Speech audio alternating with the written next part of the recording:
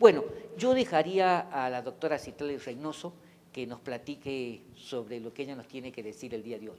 Bueno, yo les voy a hablar acerca del Valle de Cuetlaxcuapan en época prehispánica y también voy a tocar 2 puntos del siglo XVI, sobre todo entre qué puede decir la arqueología al discurso de la historiografía de Puebla, ¿no? Y bueno, sabemos que la arqueología y la historia son disciplinas que pueden ofrecer una visión complementaria del pasado, pero al mismo tiempo pueden llegar a obtener diferentes interpretaciones debido a la metodología y a las fuentes de información que manejan. La complejidad que requiere el comprender el pasado de una ciudad no es menor, y hoy más que nunca, en la era de la transdisciplina, la contribución de distintas visiones sobre un tema se hace urgente. Es importante señalar que la historiografía de la ciudad se ha considerado tradicionalmente un asunto que le compete a la historia o a la arquitectura, pero no a la arqueología. Una de las principales razones es que desde el relato que realizó Motolinía, que es testigo y partícipe de la fundación de Puebla en 1531, menciona que se eligió un lugar donde no existía una ciudad prehispánica para que tierra indígena no fuera tomada de manera arbitraria, ya que el mismo Motolinía había denunciado a la corona en repetidas ocasiones los abusos hacia los nativos, así como el creciente problema de los vagabundos españoles. Esta afirmación es retomada y repetida por historiadores a partir del siglo XVII y se mantiene hasta nuestros días. Y miren, se dice que uno puede repetir un enunciado y después de repetirlo muchas veces se vuelve verdad, ¿no? Entonces, más adelante les voy a mostrar por qué digo esto, ¿no? Pero el postulado principal es que debajo de la metrópolis poblana no hay restos arqueológicos que investigar o que descubrir. Arnulfo Allende en su artículo, y Arnulfo está aquí, no me dejará mentir, en su artículo Arqueología en Ciudades, Patrimonio Mundial, el caso de Puebla de Los Ángeles, realiza una importante reflexión sobre una serie de condiciones que son causas principales para que la investigación arqueológica en la ciudad no se incorpore dentro de los planes de restauración, conservación, investigación y gestión. Y Arnulfo menciona, las 2 primeras columnas es lo que Arnulfo menciona en su artículo, y él habla de causas internas y externas al INAH, y dentro de las causas externas menciona las de orden económico, y esto tiene que ver con que tanto propietarios particulares como instituciones no incluyen en su presupuesto pues dinero para que se puedan hacer investigaciones arqueológicas. Yo puse una tercera columna que es la creencia, son creencias que se van perpetuando y que de alguna manera y también fomentan las causas, es decir, se vuelve como un círculo vicioso, ¿no? Y en este caso, la creencia que hay es que la arqueología es sumamente costosa, ¿no? Entonces, mejor hay que evitarla. De orden político, los tiempos y costos de la investigación, falta de planeación en las obras, y esto, bueno, solo sobra ver la planeación de nuestra ciudad y efectivamente pues no hay planeación en la urbanización, y esto también hace creer que la arqueología es lenta, ¿no? Entonces, por lo tanto, mejor ni llamar a los arqueólogos porque paran la obra y detienen la obra y es mucho tiempo el que se tarda. De orden ideológico, esto tiene que ver con la percepción social que existe y persisten ciertas creencias, tanto en la ciudad, pero también en muchos investigadores, que es que la ciudad fue fundada principalmente por españoles, que la traza siempre ha sido la misma, la traza histórica, y que bajo la ciudad no hay nada, ¿no? Y esto perpetúa la creencia de que la arqueología no es necesaria en Puebla. Y las causas internas al INAH es la falta de conciencia o sensibilidad científica, y en muchos casos las licencias que expide, por ejemplo, la sección de monumentos históricos no van acompañadas con una vinculación de la sección de arqueología, es decir, dentro del mismo INAH existe una desvinculación entre monumentos y arqueología. Y esto también perpetúa la creencia en que la arqueología en México se dedica al periodo prehispánico y la historia o el historiador debe de enfocarse en el periodo colonial, y bueno, esto también lo estipula la ley federal. Y la otra es la insuficiencia en la formación académica, falta de especialización en las universidades para formar arqueólogos orientados a otras épocas, a otros intereses, que no sea lo prehispánico, ¿no? O sea, arqueólogos que se dediquen a la arqueología histórica, a la industrial, a la arqueología urbana, ¿no? Y esto perpetúa la creencia de que el arqueólogo mexicano debe interesarse exclusivamente en el periodo prehispánico.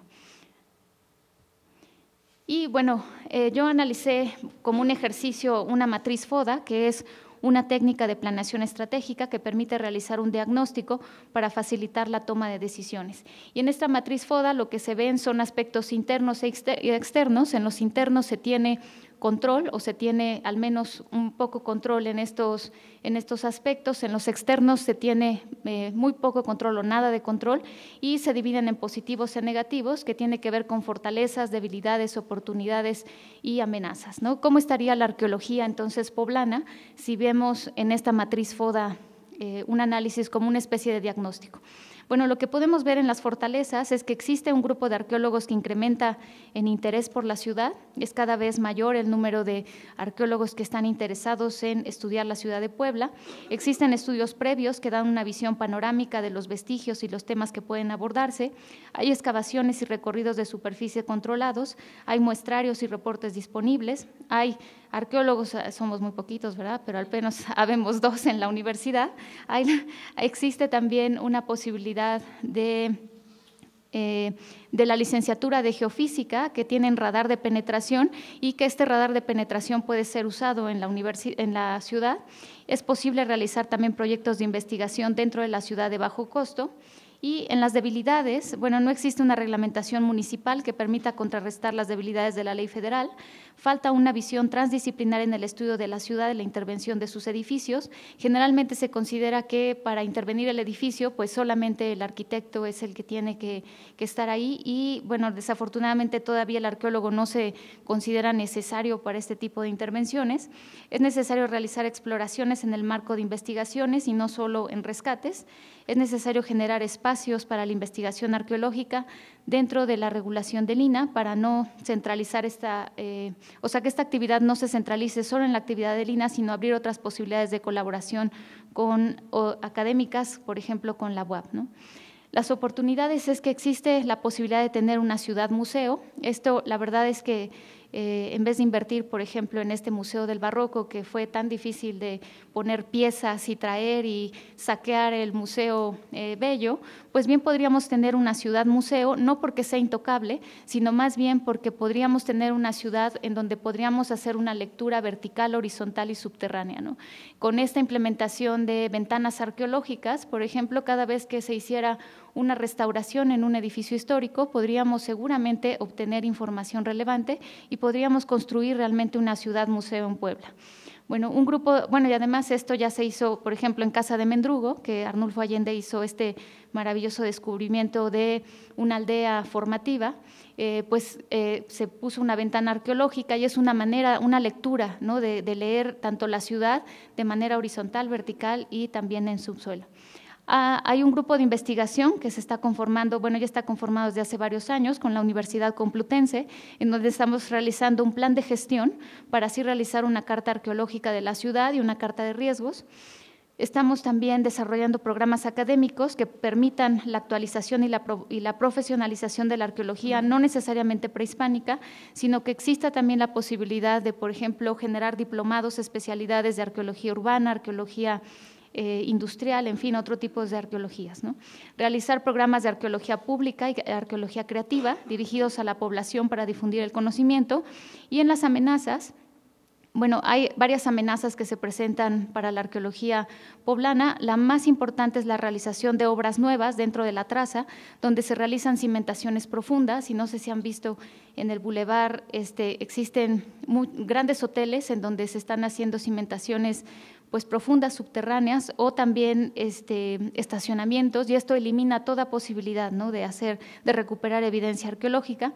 También hay intereses políticos relacionados con el patrimonio que debilitan la exploración arqueológica, la falta de regulación o el exceso de flexibilidad con la que se llevan a cabo algunas obras dentro del centro histórico que afectan subsuelo.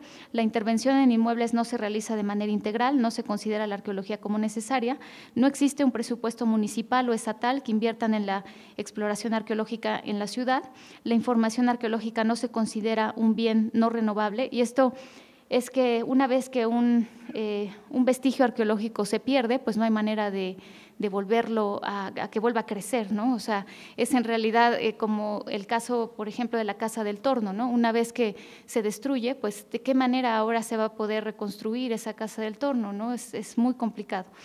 Y bueno, la tendencia, que esta no es una tendencia solo en Puebla, sino en el mundo, y es un gran reto para todo el mundo, la tendencia a privatizar espacios de patrimonio tanto natural como cultural, ¿no? Y así como existe este concepto de ecocidio, pues yo quisiera que comenzáramos a considerar también este concepto de arqueocidio, ¿no?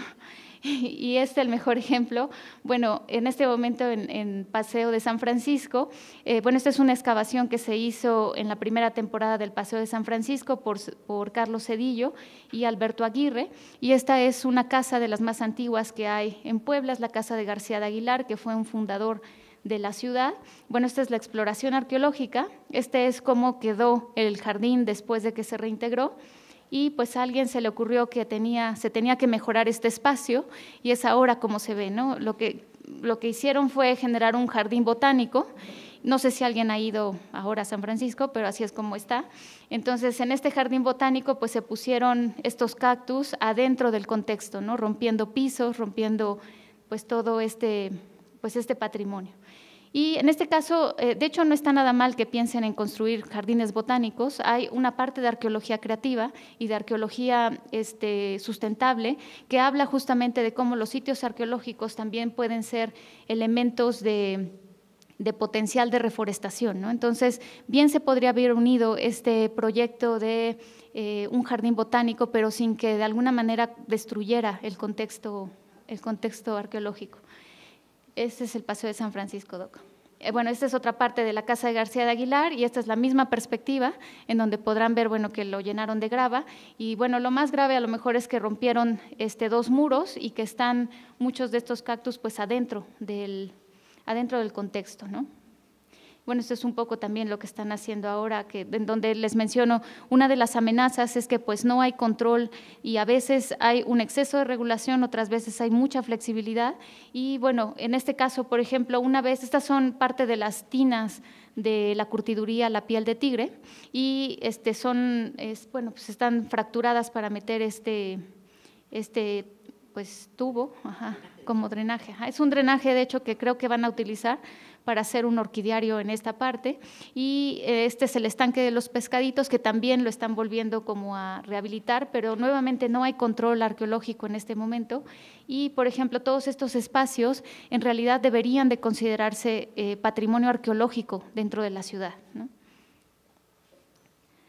Ahora, con este análisis podemos decir que existe la posibilidad, con sus retos, como en todas las ciudades, yo creo que no hay ciudad que no tenga retos en cuestión de protección y gestión de patrimonio, en el caso de la arqueología de la ciudad de Puebla, y sería una gran contribución que para la celebración de los 500 años de la ciudad, pues podríamos ya tener en estos 15 o 14 años que nos quedan para los 500 años, pues decir un poco más de la ciudad desde la perspectiva arqueológica y el plan que se propondría sería un plan de seis pasos que sería sensibilizar no sensibilizar solamente a la población, sino también al grupo, digamos, de investigadores académicos que trabajamos en la ciudad, ¿no? Y si no, la sensibilización también significa no que vamos a agarrarnos de las manos y vamos a cantar canciones de amor, ¿no? Sino sensibilizar significa tener la información pertinente para poder actuar en consecuencia y tomar decisiones, ¿no? Entonces, en este caso, estamos hablando de un proceso de conocer para actuar. Entonces, no podemos actuar sobre nuestro patrimonio si no tenemos el conocimiento sobre ese patrimonio. Y esa sería esa parte de la sensibilización. Investigar, difundir, informar, regular, descentralizar y profesionalizar, es decir, no solo al público en general, sino realmente generar transdisciplina, como por ejemplo en algunas áreas en donde la arqueología tiene injerencia con otras disciplinas, como es la arquitectura, hay toda una línea de la arqueología de la arquitectura que puede ser muy útil para difundir en Puebla. Ahora, la pregunta pertinente después de reflexionar o después de hacer esta reflexión es ¿qué puede ofrecer la arqueología a la historiografía de la ciudad? De todo el abanico de posibilidades, me gustaría profundizar en 2 tópicos que han sido controvertidos para la arqueología poblana. El primero es la presencia de uno o varios sitios arqueológicos debajo de Puebla y sobre 2 aspectos de la fundación de la ciudad, la ubicación de casas de fundadores y la posibilidad de alianzas matrimoniales para la adquisición de la tierra. La controversia del nombre del valle y de su ocupación en época prehispánica. La primera fuente que sugiere asentamientos prehispánicos en el paraje que hoy ocupa la ciudad es Fray Toribio de Benavente o Motolinía. Motolinía se contradice en este mismo relato, pues él mismo dice en este documento que no se tomó tierra indígena para la fundación de la ciudad. Sin embargo, en la descripción que hace Motolinía menciona que en la estirpe indígena describe a los 6 hijos descendientes de Iztamizcoatl y que del tercero y del cuarto, llamados Olmecas Xicalancas, él se refiere a los Olmecas Xicalancas, también descendieron muchas gentes y pueblos.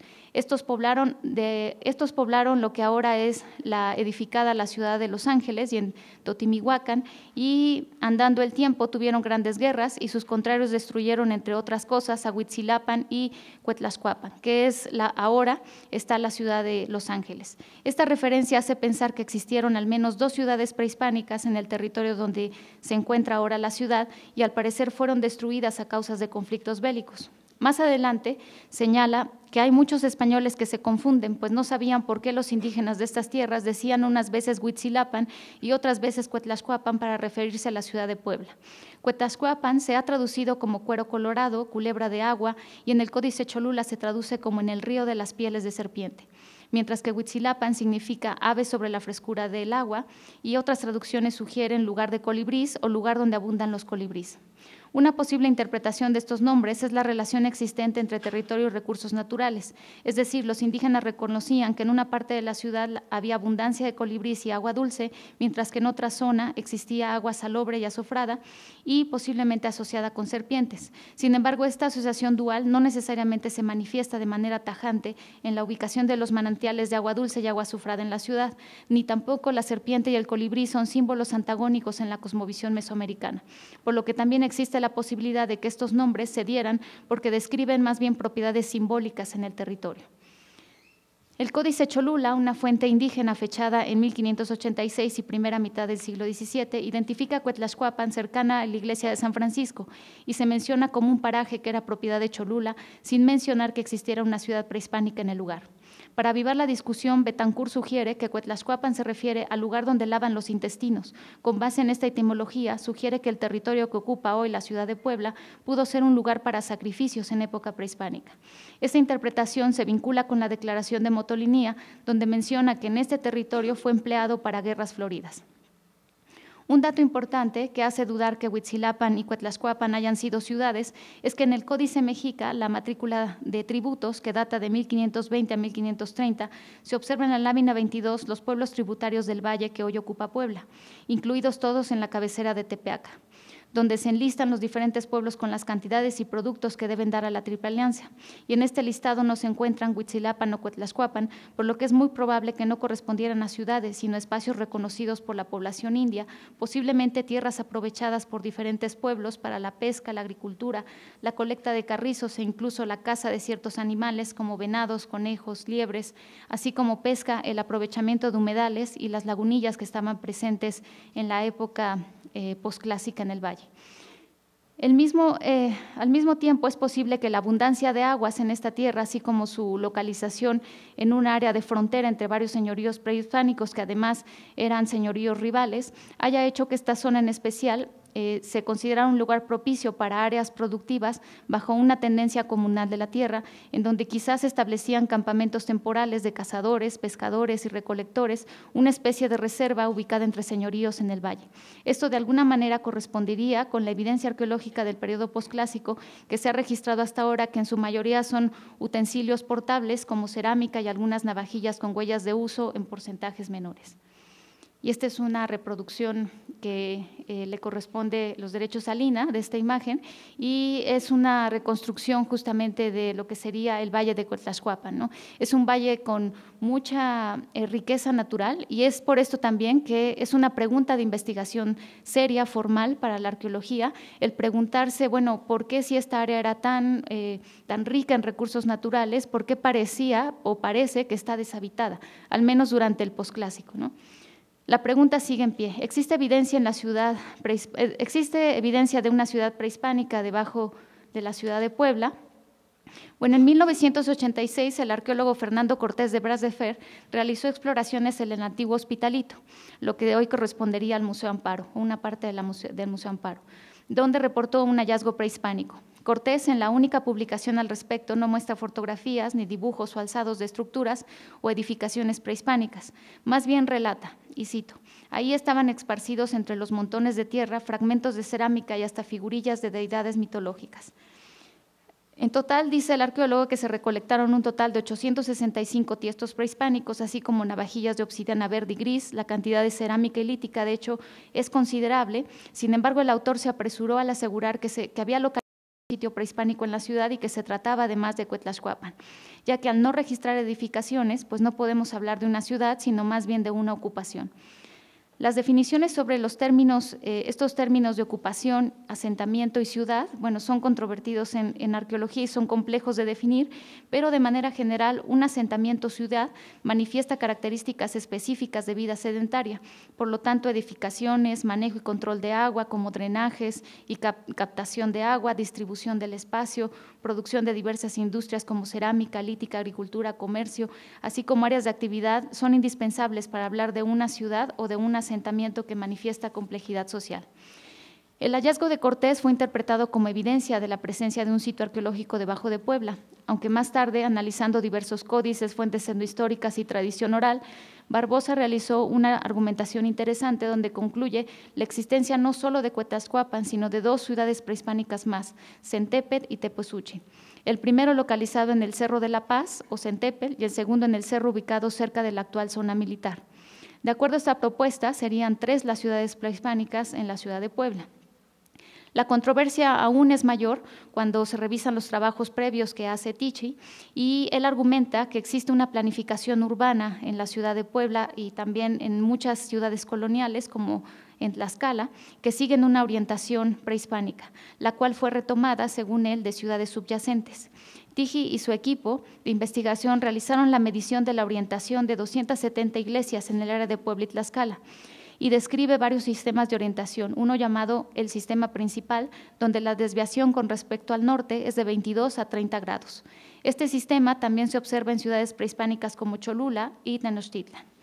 Tichy observó que en la ciudad de Puebla pertenece al sistema principal, por lo cual sugiere que para su diseño debió ser fundamental la existencia de un sistema previo de trazado de terreno o campos. La ciudad podría muy bien haber sido diseñada siguiendo la línea de relación entre los montes del Cerro Centépetl, que es ahora el Cerro de la Paz, y el Cerro Teposuchi.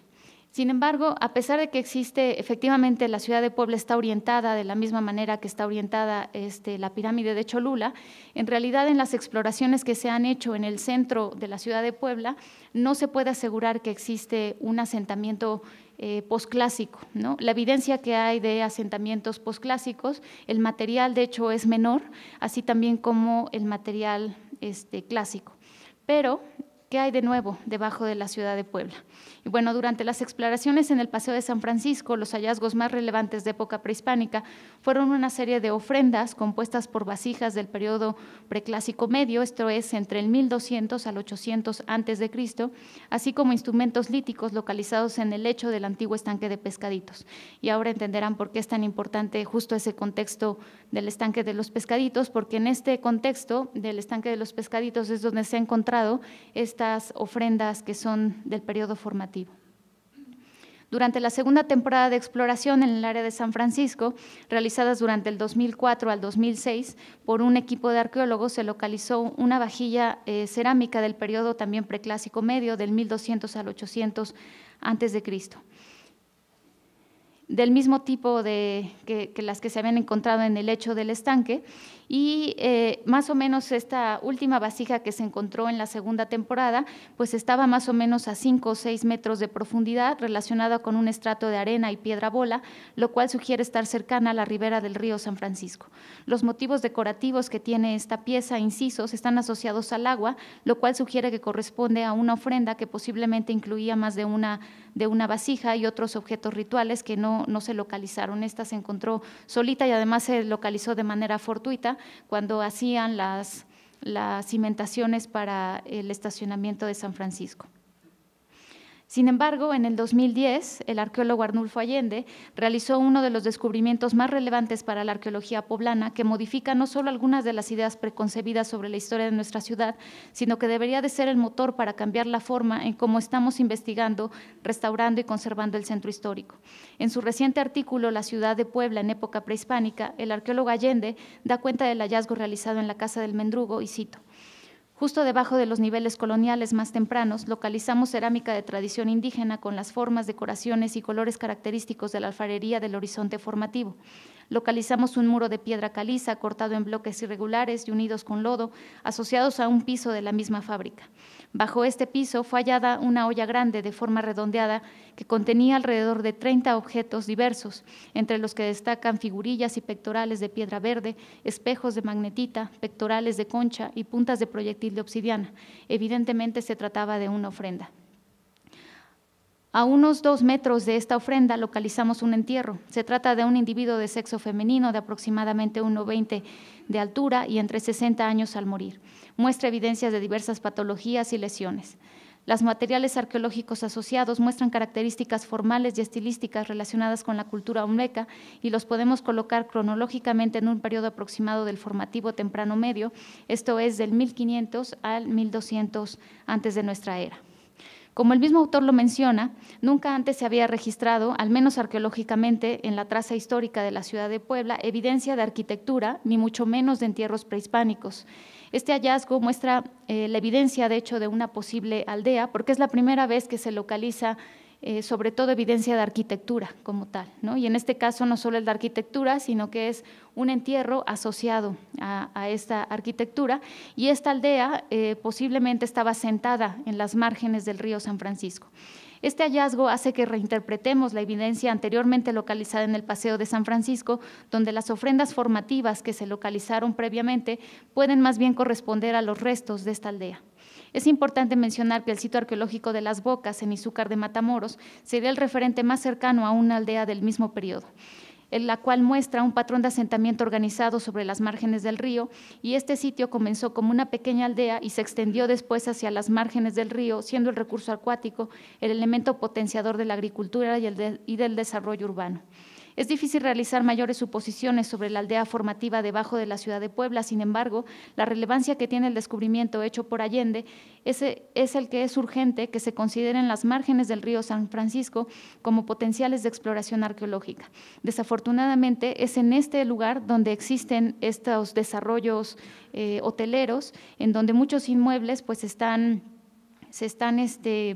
no restaurando, sino se están realizando cimentaciones profundas para construir pues hoteles de grandes dimensiones, ¿no? Y en ocasiones pues toda la parte subterránea se elimina, eliminando también toda posibilidad de poder registrar este importante asentamiento y descubrimiento. A decir verdad, entre los arqueólogos interesados, y no me dejarán mentir mis colegas que aquí están, la verdad nunca habíamos imaginado, ni en las especulaciones más atrevidas del pasado de la ciudad, que existiera tal evidencia debajo de la metrópoli. La mayoría de las apuestas estaban dadas en una ciudad o al menos un asentamiento menor del periodo posclásico. Sin embargo, el descubrimiento de Mendrugo nos hizo repensar la evidencia en el Valle de Puebla. En realidad, al reanalizar la información disponible del valle, se puede constatar la existencia de diversos sitios urbanos del periodo formativo alrededor de la ciudad, como es Manzanilla, Amalucan, Totimihuacán y Cholula, y asentamientos menores como Tres Cerritos, Hacienda Matlán y La Calera.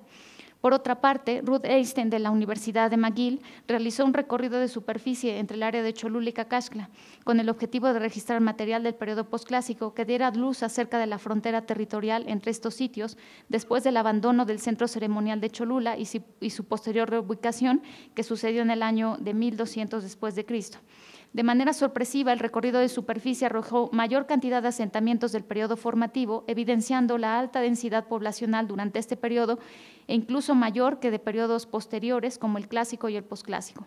Hay que recordar que una de las características de la implementación de la agricultura fue el incremento de la población y por ende de los asentamientos. Esto puede sugerir que durante el periodo preclásico en el Valle de Puebla tuvo un patrón de asentamiento compuesto por una combinación de centros urbanos y aldeas dispersas, posiblemente conectadas a través de los diversos ríos en la zona. Aunque el río San Francisco no era navegable durante época colonial, esto no significa que no haya sido, es decir, que el río San Francisco se haya mantenido sin ser navegable durante todas las épocas, ¿no? De hecho, es probable que durante el periodo formativo, pues este río haya sido posiblemente navegable y que fungiera como una vía de transporte y recurso fundamental para la agricultura, la caza y la pesca. Sin embargo, para confirmar todas estas hipótesis, pues es necesario realizar mayores estudios sobre arqueología en la ciudad. Ahora me gustaría hablarles sobre las controversias en la fundación de mapas perdidos y de matrimonios y qué más puede decir la arqueología sobre la historia de la ciudad de Puebla. Bueno, la Fundación de Puebla es quizá uno de los eventos más controvertidos y apasionantes que tiene la historia de nuestra ciudad. La arqueología, en conjunto con los documentos históricos, ofrecen la oportunidad de contrastar y descubrir discrepancias o coincidencias que invitan a nuevas hipótesis de investigación. El descubrir estas discrepancias y coincidencias se vuelve fascinante, pues nos recuerda que el comportamiento humano es una compleja contradicción entre el decir y el hacer, y entre el ser social y el ser privado. Es un hecho muy discutido por diferentes autores que los primeros libros de Cabildo, en específico el tomo 1 y el tomo 2, que correspondían al periodo fundacional y a los primeros años de la ciudad, se perdieron en algún momento durante finales del siglo XVI a principios del XVII.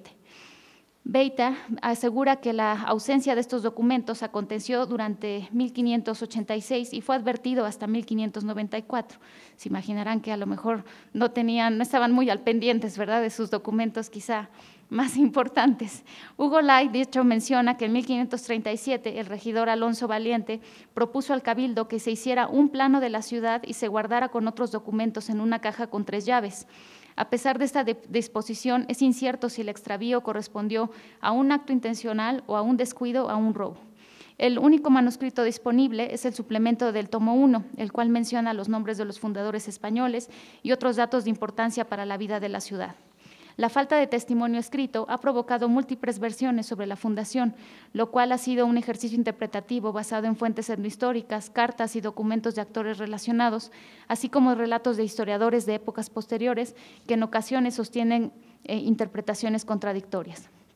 De acuerdo con Fray Toribio de Benavente Motolinía, testigo presencial del evento de la fundación, la ciudad de Puebla se fundó una mañana del 16 de abril de 1531 y en los anales de Tepeaca y Cholula se registró la fundación de Cuetlaxcuapan el día 12 Caña. El suceso fue celebrado con una misa sobre un altar rústico. El lugar exacto no se menciona, pero gracias a exploraciones arqueológicas se sabe que este suceso ocurrió en algún área del Paseo San Francisco y algunos investigadores han sugerido que este es el área en donde se pudo llevar a cabo la fundación, aunque Arnulfo Allende tiene otro artículo que la verdad a mí me gusta más su interpretación porque hay, digamos, es igual en la misma zona de San Francisco, pero Arnulfo hace un argumento en donde ubica este lugar fundacional en otra parte, ¿no? Pero hay algunos investigadores que dicen, bueno, que este fue el lugar en donde se realizó esta primera misa, ¿no? Según Motolinía, debido a una serie de lluvias torrenciales, la ciudad se vuelve a refundar el 29 de septiembre del mismo año, que es el día de San Miguel Arcángel, que es patrono de la ciudad, y se reubica el asentamiento en la zona del actual Zócalo. El argumento principal para seleccionar el nuevo paraje fue la altura, aunque la evidencia arqueológica y topográfica indican que se eligió de hecho un sitio o un lugar más bajo con relación al río, por lo que fue recurrente inundaciones periódicas por lluvias y crecidas de la corriente. Al respecto, Reynoso y Allende, en una publicación del 2006, sugieren que existió una negociación entre la población nativa y los nuevos habitantes para redefinir y distribuir el asentamiento de forma diferente al original, lo cual implicó considerar los elementos culturalmente significativos para cada grupo, el Altépetl, un terreno con lomeríos para la cosmovisión indígena y la planicie para los españoles. Esto del Altépetl lo estudió más el doctor Reyes, y el Altépetl es una palabra que al unirla está compuesta por 2 vocablos, al, que es agua, y tepetl, cerro, y al unir esta palabra forma la palabra asentamiento, señorío o territorio. Es decir, el agua y el cerro eran los 2 elementos esenciales para la cosmovisión indígena, para que existiera vida, para que existiera una población o un asentamiento. Y si esto no nos parece evidente, bueno, en una lámina de la historia tolteca chichimeca, vemos ahí un cerro, bueno, vemos un cerrito y arriba hay una rana y abajo existe justamente como remolino de agua. Ese cerro que se ve ahí es en realidad la pirámide de Cholula, que se representa como un cerro, porque las pirámides en realidad son mal llamadas pirámides, pero no son otra cosa más que cerros hechos a mano. Y de hecho el nombre original de Cholula es Tlachihualtepetl, que significa el cerro hecho a mano, ¿no? ¿Qué sucede cuando pues se llega a un asentamiento y hay una planicie? Bueno, pues se construye esta imagen simbólica del cerro, ¿no? Y para que esto tenga sentido en la versión de señorío, asentamiento, etcétera, pues generalmente estas grandes pirámides, debajo de la pirámide a veces existe un manantial o existe una corriente de agua, ¿no? Y este es el caso de Cholula. Cholula fue construida encima de un manantial para que cumpliera esa condición simbólica de ser un cerro junto con pues lo que es un cuerpo de agua. Lo mismo sucede, por ejemplo, con la pirámide del Sol, es también un cerro, hay también está asociado también al agua, y bueno, muchos de estas pirámides pues están asociadas el cerro con el agua. Ahora, ¿qué importancia tiene esto para Puebla? Bueno, el único lomerío que existe dentro de nuestra ciudad, dentro de la traza, es justamente donde está la Iglesia de la Luz, ¿no? Entonces, dentro de la cosmovisión indígena, tendría más sentido asentarse en un territorio que tuviera una elevación a una planicie. La planicie en realidad es una condición para un territorio español, porque el territorio español se organiza por medio de la traza y por lo tanto para que esa retícula sea perfecta y esté muy bien ordenada, pues se requiere de una zona plana, ¿no? Pero si ustedes, por ejemplo, analizan la cosmovisión indígena no es reticular, sino es circular. Y es interesante que en la naturaleza misma no existe nada reticular, ¿no? En la naturaleza no existen cosas cuadradas, o sea, eso es una construcción humana. Casi todo lo que hay en la naturaleza son formas circulares y bueno, esta es la manera en cómo de hecho las comunidades indígenas concebían el espacio, ¿no? Entonces los asentamientos indígenas son más bien radiales y los asentamientos españoles son reticulares. Entonces en este caso la propuesta que se hace es que probablemente más bien existió una posible negociación en donde más bien los grupos indígenas se quedaron en esta parte de San Francisco cercana a esta elevación de la Luz y el asentamiento español se reubicó a una planicie, ¿no? Ahora, sobre las casas de la fundación. Como ya se mencionó, no existe un mapa que indique cómo se distribuyó a la ciudad durante los primeros años de vida, pero por si fuera poco, la arquitectura del siglo XVI en Puebla es exigua, ya que las edificaciones civiles domésticas del periodo fundacional no sobreviven íntegras en la ciudad. Dadas estas condiciones, la exploración arqueológica es particularmente útil y se ha podido identificar en algunos predios relacionados con el periodo fundacional.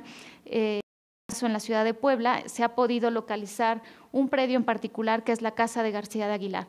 Ahora aquí, ¿por qué la arqueología es útil? Porque este es uno de los planos que se tiene de la ciudad de Puebla del siglo XVIII, si no me recuerdo es el plano de Medina, sí, ¿verdad? Es Medina, pensé que era el de Guadalajara, pero no, es el de Medina, y lo que podemos ver ahí es que se ve la huerta de San Francisco y si se dan cuenta se ve una zona totalmente, se ven 3 arbolitos, pero se ve totalmente vacía, ¿no?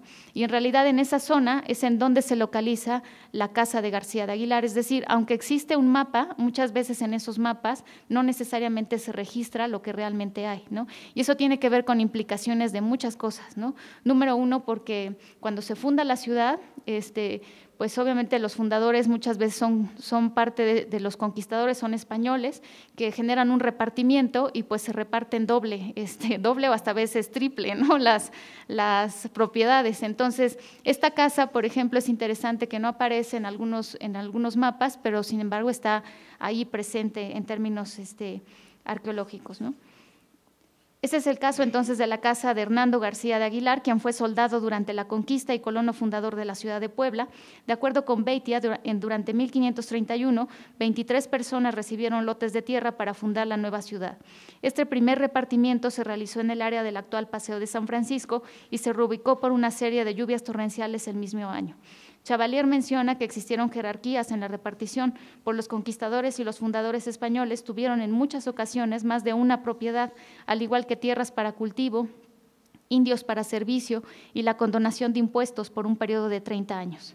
Esto generó descontento entre la población indígena y posteriormente entre criollos y mestizos, incrementando la desigualdad con base en la procedencia étnica.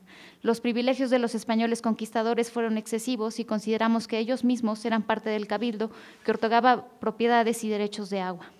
La casa de García de Aguilar se localizó junto a la huerta del convento de San Francisco y fue descubierta durante el proyecto arqueológico del Estanque de los Pescaditos dirigido por Carlos Cedillo y Alberto Aguirre. La excavación registró los restos de una casa compuesta por 2 plantas arquitectónicas, vestigios de muros, un pozo artesiano con ofrendas conformadas por diferentes objetos caseros y figurillas. A través de la investigación documental se demostró que García de Aguilar fue el propietario original de este solar, en donde tuvo una huerta y un molino. El predio se extendía hasta la proximidad del arroyo Xonaca en 1550 y era vecino de la huerta de San Francisco y del humilladero o complejo hidráulico que abastecía de agua a una parte de la ciudad. La ubicación era por demás privilegiada por el acceso a las fuentes como manantiales, el río San Francisco y el arroyo Xonaca, además de que parece pues, no haber tenido vecinos durante al menos un siglo, ¿no? Alrededor esta casa. La casa de García de Aguilar es un elemento importante porque constituye uno de los contextos caseros civiles más tempranos en la ciudad que reportan una cocina. Con base en la planta del contexto publicado por Herrera y Álvarez, el fogón se observa compuesto por piedras y es similar a los reportados arqueológicamente para contextos rurales en Borgoña, Francia. Esto de hecho es la excavación, una fotografía de la excavación original y este es justamente uno de los muros, que es el muro que está digamos, opuesto al fogón, ¿no? Pero estas, de hecho, son 2 vasijas que se encuentran relacionados al contexto casero. Y estas 2 vasijas, de hecho, en Europa, las vasijas para contener el agua, se hacía una oquedad en la tierra, se ponía, digamos, una parte de la vasija que quedaba hundida en la tierra para que justamente se conservara fresca el agua, porque de lo contrario, si había calor, pues se podía corromper esa agua, ¿no? Y el agua siempre se ponía opuesta al fogón, porque también el calor podía corromper el agua, la calidad del agua. Los mismos investigadores señalan que existieron diferencias en contextos rurales y señoriales de los primeros, en términos de fogones, o sea, en contextos señoriales los fogones tienen chimenea y en contextos que son rurales, pues no existe chimenea, ¿no? En este caso, bueno, esta es la planta arquitectónica, podemos ver dónde está la cocina, dónde se ubica el fogón y las tinajas para agua, ¿no?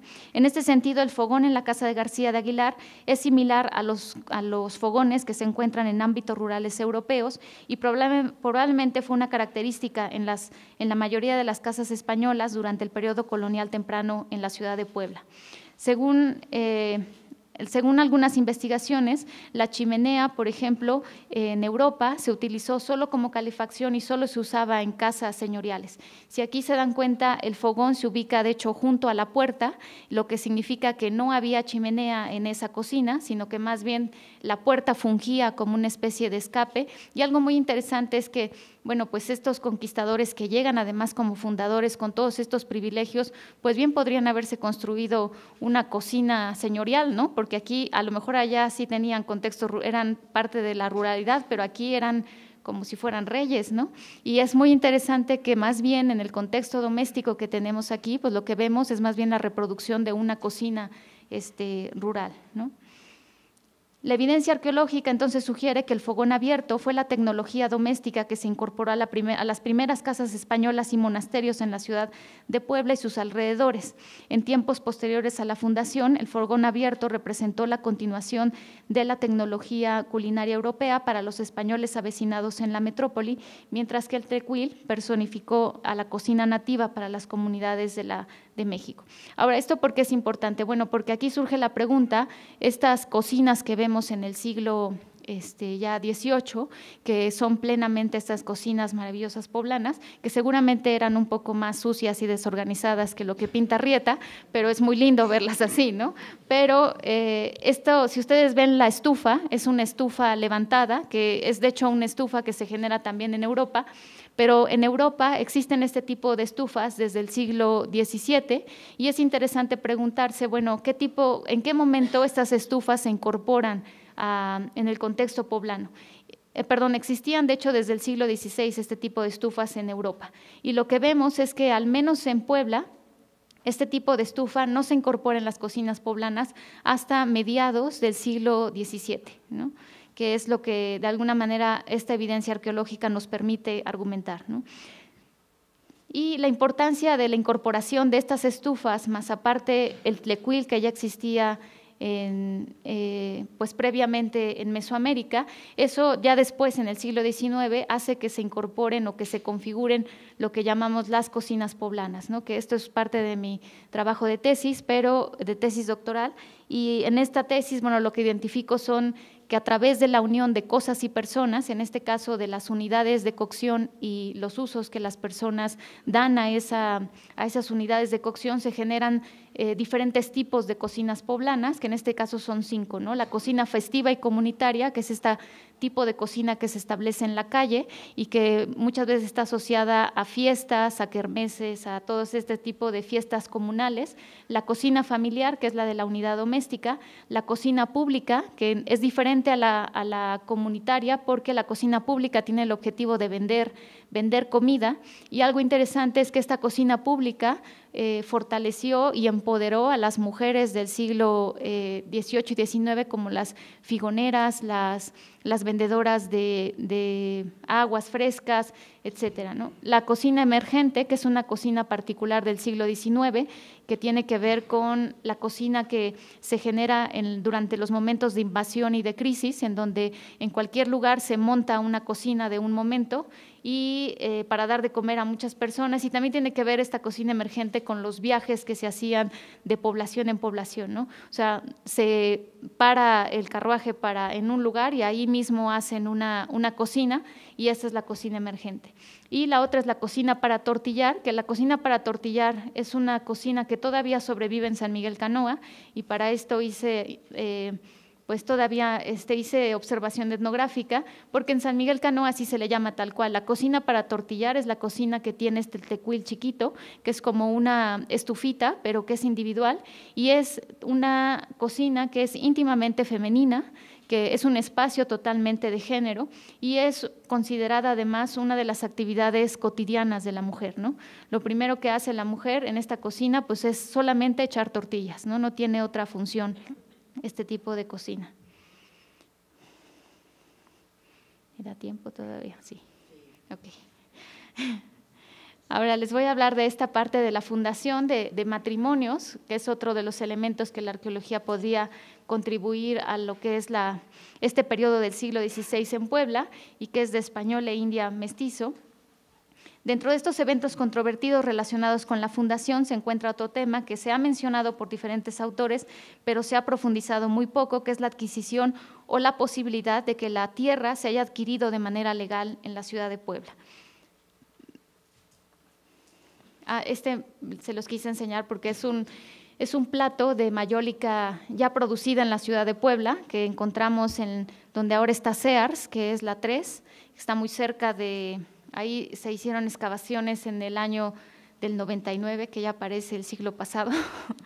En el siglo pasado hicimos ahí excavaciones arqueológicas y en este basurero excavamos un basurero y en este basurero salió este pedacito de cerámica y si se dan cuenta, lo que parece estar ahí, bueno, es un rostro de parece un español que tiene además como barbas y pues además se ve que ya tiene algunos años porque tiene arrugas y bueno, no está completo el pedacito, pero es probable que hayan hecho estos platos conmemorativos porque además era común que las personas hicieran platos con sus imágenes y es posible que haya sido la imagen, ¿no?, de un conquistador. Durante la fundación, entonces en 1531, se sabe que habitaban 33 fundadores españoles y una viuda en la ciudad de Puebla. Algunos de estos fundadores eran conquistadores. Su condición civil se reporta en 1534, cuando 20 de estos se dicen casados con mujeres indígenas, las cuales vivían dentro de la traza española. Este dato puede estar relacionado con la fundación de la ciudad y la apropiación de la tierra como resultado de una alianza matrimonial planeada entre grupos indígenas o entre grupos étnicos. No solo existía la premura de adquirir la tierra de manera pacífica, sino de apropiarse del espacio de manera simbólica. Una alianza matrimonial abre posibilidades de la negociación entre ambos grupos étnicos, legalizando la adquisición de la tierra dentro de los parámetros sociales y políticos, tanto de los grupos indígenas como de los españoles. Entre sus tantas contribuciones a la antropología, Lévi-Strauss se interesó sobre el estudio del parentesco y analizó de manera profunda el matrimonio. El autor propone la teoría de la alianza, en donde el parentesco es tomado como una unidad dentro de un sistema de coaliciones reguladas por el matrimonio, el cual está determinado por la prohibición del incesto y por lo tanto es necesario el intercambio de mujeres fuera de los lazos de parentesco hacia otros grupos sociales o étnicos. Esta práctica de matrimonio exogámico es lo que garantiza la solidaridad del grupo, pues el intercambio de mujeres también asegura el fluir de bienes, tanto materiales como culturales, y en consecuencia promueve la permanencia del grupo como identidad social. Por el contrario, el matrimonio endogámico se refiere a la unión de miembros que tienen una ascendencia común, ya sea una misma línea cultural o una misma comunidad o un parentesco. Ambas formas de matrimonio se tienen registradas en Mesoamérica durante época prehispánica y se conocen, existían diferentes rituales y prácticas, así como formas de matrimonio dependiendo del estatus social. Y bueno, estas formas de matrimonio se empiezan a registrar en realidad, al parecer desde el clásico. En el formativo no hay imágenes, por ejemplo, de matrimonios. Esta es una imagen del Códice Nutal, que es de la cultura mixteca, que tiene que ver con el posclásico tardío y es un matrimonio obviamente entre señores principales. Y bueno, ahí vemos uno de los rituales también, que es que los recién casados se bañan en un temazcal juntos. Y esta es otra escena de matrimonio zapoteca. Y bueno, los matrimonios en época prehispánica, sobre todo de personas principales, pues tenían el objetivo de generar alianzas, de transmitir también la tierra, la tenencia de la tierra, y también de difundir estos bienes inmateriales que sería la cultura. Volviendo al caso de Puebla, Motolini afirma que en esta ciudad de Los Ángeles hay muchas mujeres de los naturales casadas con españoles. Tengo noticias de muchas de ellas, las cuales están bien cristianizadas y viven honestamente. No existe mayor información sobre el estatus o procedencia de las mujeres casadas con españoles y se desconocen documentos que registren dichos matrimonios. Sin embargo, es altamente probable que estas mujeres naturales hayan sido nobles indígenas de los pueblos de Cholula, Cuautinchan o Totimihuacán. Retomando la adquisición de la tierra, donde hoy se encuentra Puebla, en los anales de Puebla, Tepeaca y Cholula, se menciona que la porción oeste del reino de Cholula fue negociada o intercambiada con los tripas blancas o vecinos españoles de Puebla. Así se les denomina en este documento a los españoles los tripas blancas. No se menciona qué tipo de negociación se realizó. Sin embargo, el hecho que este evento haya sido registrado significa que fue una transacción legítima en los parámetros indígenas. Por lo tanto, es posible que el intercambio de tierra se haya realizado como parte de una alianza matrimonial entre mujeres nobles indígenas y españoles, lo cual aseguraría dos cosas: la legalidad de la adquisición de la tierra, que reduciría el conflicto social entre ambos grupos, así como evitar posibles rebeliones en el área y resistencia, y al mismo tiempo se esperaría generar un sentido de arraigo y pertenencia entre los españoles al tener esposas indígenas, pero algo muy importante al tener una alianza matrimonial es que propiciaría la llegada de más grupos indígenas a la nueva ciudad de Los Ángeles. No obstante, es incierto si las mujeres indígenas casadas con españoles fundadores eran nobles de Cholula o de otro señorío cercano. Pineda, en su carta a la corona, menciona que existían 2,000 indígenas nobles viviendo en Cholula en 1593. El estudio de Reyes y Hermosillo sobre el Códice Cholula, la única fuente documental pictórica donde se registra el linaje además de esta señora, es el personaje, de hecho, principal de este documento. Se le llama Doña María, es su nombre en español, su nombre cristiano, pero se describe su linaje, pero además se describe la extensión de tierras que ella posee, y de hecho la extensión de tierras que ella posee llega hasta lo que ahora es el Cerro de la Paz, ¿no? Y además estamos hablando que esto es durante el siglo XVII ya, ¿no? Y sin embargo todavía hay tierras que son propiedades de indígenas nobles. Por lo tanto, el sistema de adquisición de bienes, de linaje, de prestigio y de poder continuó funcionando durante época colonial, al menos en Cholula. En 1592 y 93, Reyes reporta que existían indios nobles en Cholula, quienes continuaban manteniendo ciertos privilegios reconocidos por la corona. Los nobles indígenas mantuvieron la abolición del tributo a la corona, así como el servicio y encomienda. A cambio, podían tener indígenas a su servicio, podían ellos tener tributo y la propiedad de sus tierras. Al mismo tiempo, la corona, la iglesia y los indígenas comunes reconocían el título y el estatus social de los nobles durante la colonia. La sobrevivencia de indígenas nobles en época colonial fue un elemento importante en Cholula, pues fueron el vínculo que permitía continuar algunos elementos sociales y culturales de tradición prehispánica de la población indígena, aunque también en muchas ocasiones se registró que había indígenas que se hacían pasar por nobles, pero que no eran nobles, ¿no? Entonces se les quitaba sus títulos y sus privilegios. Ahora bien, el matrimonio entre mujeres principales indias y españoles con el objetivo de adquirir la tierra se ha registrado ya, está de hecho muy bien documentado en Oaxaca, Ciudad de México, por lo que Puebla podría ser un caso similar, ¿no? El único problema en Puebla es que pues no tenemos documentos para saber la naturaleza de dónde eran estas mujeres indígenas que vivían o que estaban casadas con estos fundadores. Sin embargo, bueno, de todos estos elementos que se han mencionado es necesario profundizar su análisis e interpretación, incrementando las exploraciones arqueológicas en la ciudad y fomentando un plan de gestión que nos permita obtener mayor información sobre el pasado de nuestra hermosa y controvertida ciudad. Muchas gracias. Muchas gracias por su excelente plática. Bueno, plantea usted muchísimos interrogantes que son como tópicos populares, donde se puede leer con los documentos pertinentes para estas nuevas hallazgos y estas nuevas propuestas tan interesantes sobre Puebla. Sobre todo, por ejemplo, lo de la Casa del Mendrugo, que hay mucha controversia, y el autor de estos artículos, ¿dónde lo podemos leer y cómo data los periodos? Es decir, ¿qué pruebas fehacientes científicas actuales aseveran sus argumentos? Perdón, el artículo recientemente publicado donde está toda esta información con más detalles, ¿no?, está en una colección de libros que acaba de publicarse, creo que todavía no sale a la venta porque se publicó en noviembre del 2015. Es una obra en 4 tomos que se llama Encuentro con la Historia, Puebla a través de los siglos. Y está en el tomo 1, de hecho, es sobre la época prehispánica, la conquista y la fundación de Puebla. Ahí está contenido esto. Ahora, en cuanto a la pregunta, a la otra, ¿no?, de cómo es que estamos asignando una cronología a estos objetos, ¿no? Bueno, son básicamente dos argumentos fuertes, ¿no? Uno es su posición estratigráfica, es decir, esto está a cierta profundidad, está sellado por capas de lo que llamamos de aluvión, es decir, arcillas depositadas por crecidas periódicas del río, porque la aldea estaba justo en una playa junto al río, ¿no? Está sellado, y después de esto hay cimientos.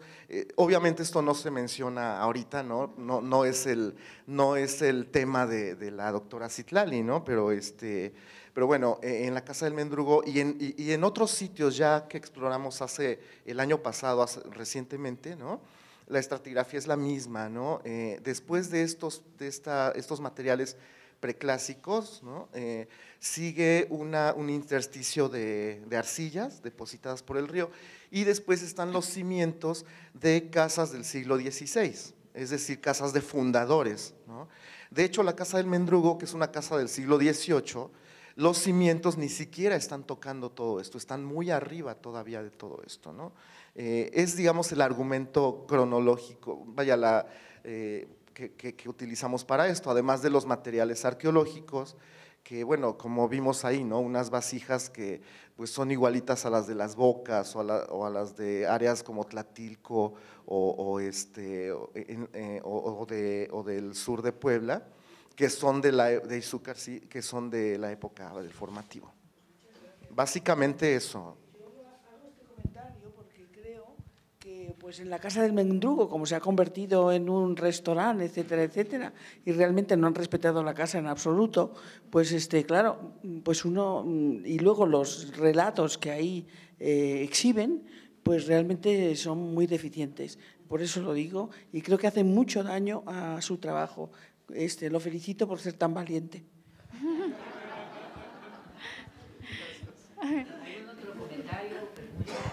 Bueno, nada más para complementar, Doc, de bibliografía, también hay un libro que se llama Puebla y el Paseo de San Francisco, que lo publicamos en el 2006, y es de la editorial,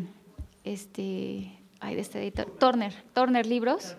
Es una edición hermosa, muy bonita, y ahí, por ejemplo, hay un artículo de Arnulfo y mío que habla sobre la historia prehispánica de Puebla, y hay otro artículo en la enciclopedia publicada por Milenio, que se llama Puebla. Es una enciclopedia de 3 tomos y ahí hay un artículo mío sobre historia prehispánica de Puebla. Y esto que dice de ser valientes es que la mayoría de los arqueólogos hemos tenido que ser valientes, ¿no? O sea, tuvimos que entrar, por ejemplo, a San Francisco también para poder hacer la arqueología en San Francisco, ¿no? O sea, si la arquitectura de San Francisco nos gustaba o no, eso ya era otro asunto. Pero a nosotros nos tocaba ir a rescatar todo lo que iba abajo, porque si no lo hacíamos nosotros, nadie lo iba a hacer y eso se iba a ir al olvido, ¿no? Entonces, sí, o sea, finalmente los arqueólogos poblanos hemos tenido que ser sumamente valientes para poder entrar a espacios en donde a veces o estamos ahí porque el INAH lo dice o porque se tienen que hacer exploraciones, pero a veces no somos tan bien recibidos, ¿eh? Y la verdad es que el descubrimiento, por ejemplo, de Mendrugo, no sé si lo han visitado, pero la ofrenda de Mendrugo es que es excepcional. O sea, hay concha, hay estos espejos de magnetita, es en realidad, o sea, de veras que no nos imaginábamos así, los arqueólogos que hemos trabajado en la ciudad, que pudiera existir un contexto así, ¿no? Y lo que hemos platicado es qué fortuna de cuántos siglos tiene esta ciudad, ¿no? Está por cumplir, ¿cuántos? 485 años, ¿no? En 485 años, no sé, ese entierro estuvo ahí esperando a que saliera y lo pudiéramos ver, ¿no? Y qué maravilla que no le pasó un cimiento encima, no se lo llevó alguien más, o la casa no se intervino por un ingeniero que dijera, un arquitecto que dijera, pues saquen eso, ¿no? No, o simplemente que se haya destruido, ¿no? O sea, realmente es una maravilla que podamos ver que existe eso debajo de la ciudad, y sería todavía más bonito que pudiéramos generar un proyecto, que pudiéramos expandir la investigación, por ejemplo, en la Facultad de Psicología, que de hecho doy clases ahí, tendría la Facultad de Psicología, de hecho, o sea, si seguimos la línea de la aldea, tendría que seguir abajo de Psicología, en San Jerónimo, en la parte de neuro, donde está la maestría de neurología, ahí tendría que seguir.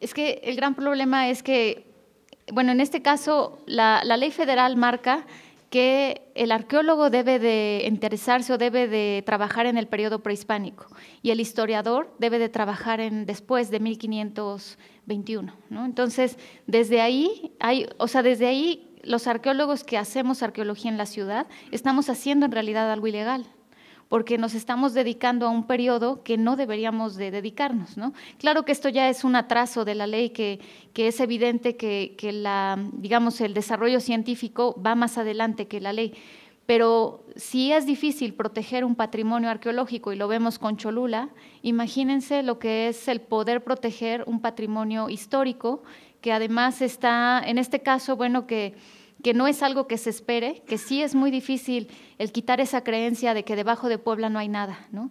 Es muy complicado porque de veras se cree que no hay nada, entonces no es necesario hacer arqueología. Y el gran problema con eso es que cuando a ti te dicen que no hay nada, efectivamente no ves nada. O sea, y ahora sí, ¿no? Porque eso sucedió con los mayas que las navíos españoles estuvieron ahí parados dos semanas y no los vieron. ¿Por qué? Porque no podían reconocerlos porque en su percepción no les habían dicho que eran navíos, ¿no? Y es exactamente lo mismo con esto. O sea, a la mayoría de nosotros nos han dicho, pues debajo de Puebla no hay nada y por lo tanto no hay que buscar nada, y efectivamente no encontramos nada, ¿no? Pero ahora que Arnulfo ya abrió este descubrimiento, vamos a empezar seguramente a ver otras cosas. El gran problema es que ojalá y no nos gane pues toda esta vorágine de construcciones que está habiendo en la ciudad y que justamente están en esta parte de la orilla, en la orilla del río, sí. Entonces, sí. Pues sobre todo es felicitarte por la información que nos has dado y también felicitar al instituto y al maestro Cuenya, que ha organizado esta serie de conferencias que realmente son estupendas, ¿no? Porque pues hay ahora sí para quedar, ¿no? Mucho. Y felicidades porque realmente es algo motivante, ¿no? Saber que especialistas van a hablar sobre Puebla, ¿no? Y empezamos contigo, ¿no? Sobre qué es lo de Puebla, ¿no? Y como bien dices, cuando nos dicen, no, aquí en Puebla no hubo nada, pues no las creemos, no, pues realmente no hubo nada, fue un espacio donde llegaron los españoles y se ubicaron y nada más, pero ahora sí con tu plática pues nos dices, ¿no? Si realmente hay una lectura abajo de Puebla, sin embargo, pues hasta apenas se están dando esos acontecimientos, ¿no? Y quería yo también hacer mención acerca que mencionaste de los 2 cerros que hay en Puebla y que hay elementos prehispánicos, ¿no? También les voy a dar un tic que hay otro cerro aquí en Puebla que veo que no lo mencionaron. Es el cerro que está precisamente en la colonia Romero Vargas. En ese cerro también hay, bueno, yo por curiosidad fui y me invitaron por allí y hay muchos vestigios de tepalcates y pregunté a la gente, dice, sí, hemos encontrado aquí algunos objetos, dice, prehispánicos, dice, entonces lo más seguro que ese cerrito, pues ahí también hay elementos prehispánicos que están, ahora sí está esperando que ustedes los descubran, ¿no? Entonces hay cosas en Puebla que muchas veces desconocemos, ¿no? Y que pues, realmente ustedes tienen la capacidad para poder armar todo un ambiente en relación a la Puebla prehispánica, porque a final de cuentas sí hay elementos prehispánicos que nos dicen que aquí hubo fundación prehispánica, ¿no? Entonces, pues con tu charla, pues realmente sí abres un abanico, ¿verdad?, de investigaciones arqueológicas, inclusive de otro índole, ¿sí? Entonces, pues ahora sí, felicidades por esta charla y por todas estas conferencias que va a haber, maestro. Porque alguna vez que tuvimos una plática ahí en la Casa Preso y hablaban de este periodo en que hubo un terremoto y que intervinieron con el trabajo de restauración el edificio Carolina y la iglesia de la compañía, y que también hubo por ahí algo, ¿no? Hasta creo que algún director de Lina que prácticamente cesado por 2 o 3 hallazgos o algo que hubo, no sé qué tal cierto sea. Pues no me acuerdo que hayan sido cesados. De hecho, en ese momento yo era investigadora del instituto y a mí me tocó excavar varios lugares después del sismo. Y en el Carolino estuvo Patricia Castillo, si no mal recuerdo, una arqueóloga de Veracruz que vino a hacer exploraciones, y también Gilda Hernández. Y creo que también Alberto Aguirre hizo una intervención, que es estas ventanas, quedó como una ventana arqueológica en el patio donde está la abogada general, no sé qué patio es, el primer patio, hay una ventana arqueológica donde se ve un nivel de piso. Eso lo hizo… El piso original. Ajá, exacto, eso lo hizo Alberto Aguirre. Pero la verdad no recuerdo así como que hallazgos que hayan sido controvertidos. Lo que más encontró Gilda Hernández, lo que sí me acuerdo que encontró fue en la compañía, fue una niña muy bien conservada, una tumba, porque ustedes saben que las iglesias se usaban como cementerios, y era una niña muy bien conservada, que los zapatitos de charol todavía los tenía, y que yo me acuerdo que los llevó al laboratorio y dije, bueno, pero ¿para qué traer esas cosas al laboratorio, no? Sí, como, o sea, así como que no era evidencia arqueológica muy propicia, pero era del siglo XVIII, si no mal recuerdo. Para pero ponerla en el camión. exactamente, ahí en su… Pero generalmente lo que excavamos, a mí me tocó excavar San Roque, San José, San Juan de Dios, parte también de la Capilla Real en Cholula. Y, por ejemplo, en San Roque fue muy interesante porque ahí encontramos el nivel freático, o sea, el nivel estéril, hasta más o menos 4 metros, que es muy profundo. De hecho, para Puebla generalmente el nivel estéril está, no sé, a unos 2 metros y medio, y en este caso estaba muy abajo y encontré un entierro, o sea, un entierro que estaba en contacto con ese nivel estéril, y este entierro tenía un broche de cobre en forma de cruz en esta parte de abajo de la axila. Entonces, lo que yo creo es que además por las dimensiones hicimos análisis de los restos, se puede saber por las medidas del cráneo, de la estatura, etcétera, si eran indígenas o eran europeos, y en este caso era un indígena que apenas medía 1,30 de altura, 1,40, era muy, bueno, una estatura indígena, y yo lo que creo es que era el broche de su tilma, lo que tenía en esta parte de aquí. Tenía también una navajilla de obsidiana, chiquitita, pero era una navajilla de obsidiana posclásica que estaba a un lado de su pierna. Entonces yo lo que creo es que este personaje que estaba ahí, pues era todavía un indígena, seguramente un indígena hasta convertido, ¿no? Porque además ya estaba enterrado en una posición cristiana. La posición cristiana de enterramiento es con los brazos así, y además se les pone siempre viendo hacia el altar, ¿no? Para que cuando venga el juicio final nomás se levanten y estén todos viendo. Es terrorífico eso, ¿verdad? Pero es la verdad. Pero es la verdad. Entonces todos están enfilados hacia el altar, y en este caso era el patio de San Roque, no de la iglesia, sino de lo que correspondía al hospital de enfermos mentales. Y ahí también, como fue hospital de enfermos mentales, encontramos también muchos cráneos que tenían o que parecían deformaciones, pero después leyendo en documentos de psiquiatría se dice que hay ciertos tipos de esquizofrenia que pueden generar deformaciones craneales, que eso me pareció muy interesante porque en los restos arqueológicos que tenemos ahí se ven esas deformaciones craneales. Entonces eso fue en San Roque. Uh-huh.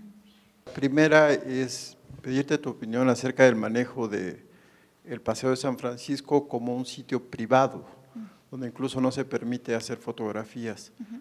Es muy incómodo caminar en el lugar porque los policías impiden cualquier tipo de fotografía. Y el segundo, lo que está mostrando ahora Sergio Vergara, que es un recorrido por el lugar, y ya no está como en la fotografía que mostraste. La casa de García de Aguilar por lo menos ya está descubierta, también el humilladero está descubierto, pero sigue teniendo el mismo problema. Uno no puede ir y hacer fotos, ni siquiera recorrerlo, porque lo consideran un espacio privado, cuando supuestamente la idea original era expropiar para fines públicos. Me gustaría saber tu opinión al respecto.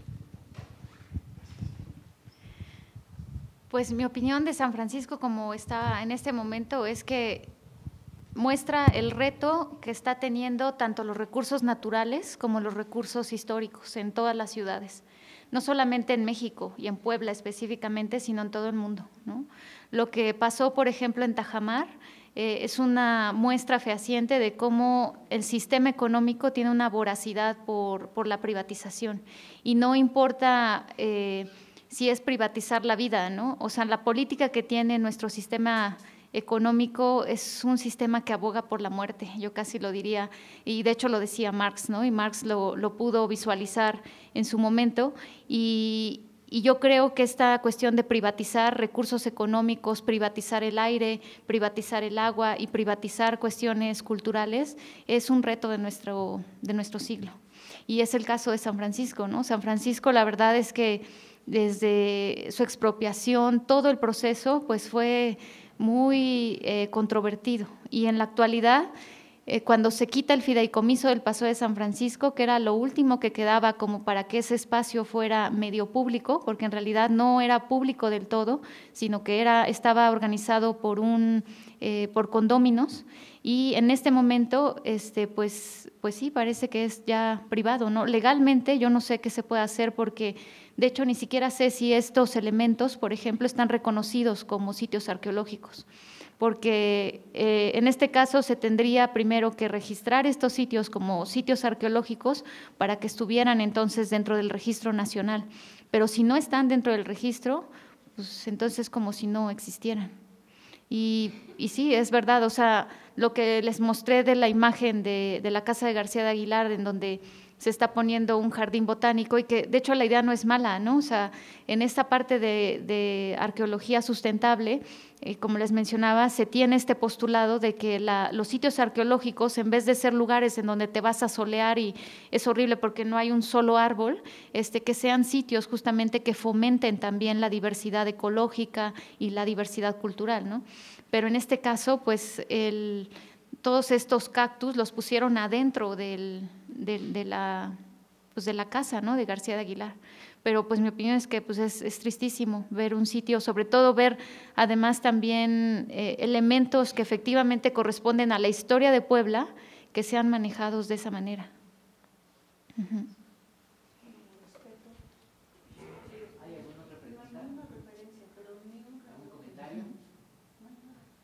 Allá atrás había una mano.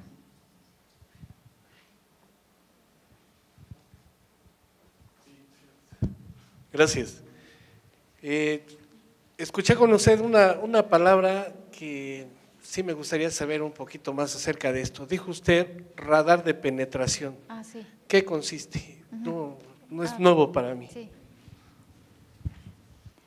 El radar de penetración es una técnica que fue desarrollada por geofísicos, y en la UNAM hay un laboratorio justamente de geofísica que se utiliza específicamente para arqueología.